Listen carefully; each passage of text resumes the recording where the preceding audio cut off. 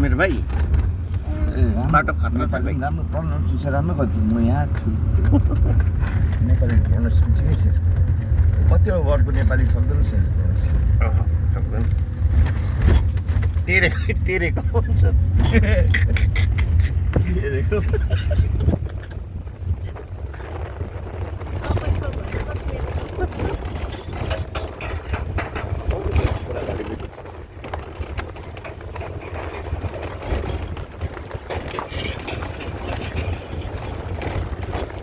तेरेको phone हेर्छु भन्छ